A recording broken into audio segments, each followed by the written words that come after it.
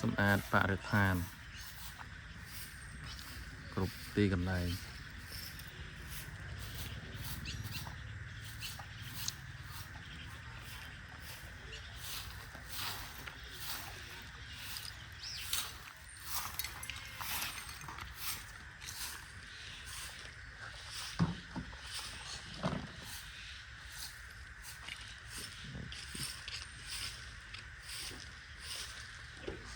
ឈើ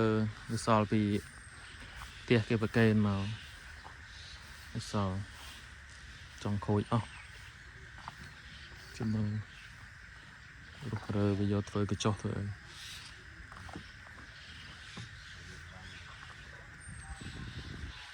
ីនេះលើ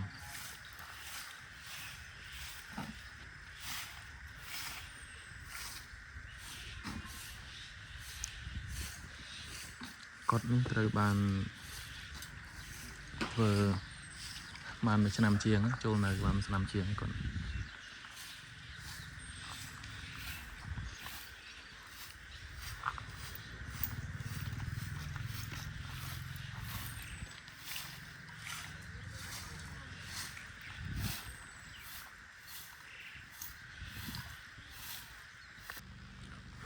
ជួយមកមុខមែនតែនមុខ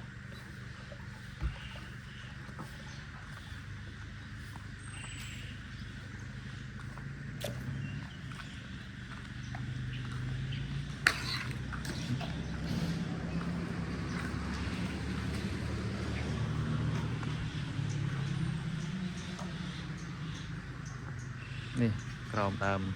ឈើក្បែរមុខគាត់សងគង់នេះតាមមុខគាត់ត្រូវជួសជុលគាត់ខ្លះខូចបាក់បែកហើយត្រូវជួសជុលឲ្យប្រសងគង់នៅទីនេះ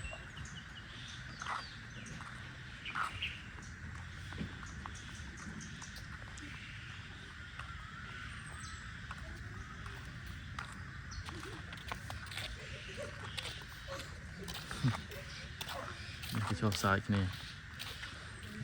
នាឃើញមិត្តភក្តិគេកិច្ចពីកាមេរ៉ាគេចូលសើចស្អាតនៅតែខាងក្នុង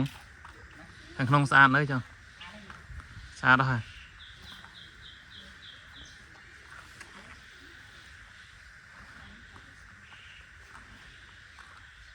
ស្អាតអស់ហើយតែតន់ស្អាតហ្នឹងវិញ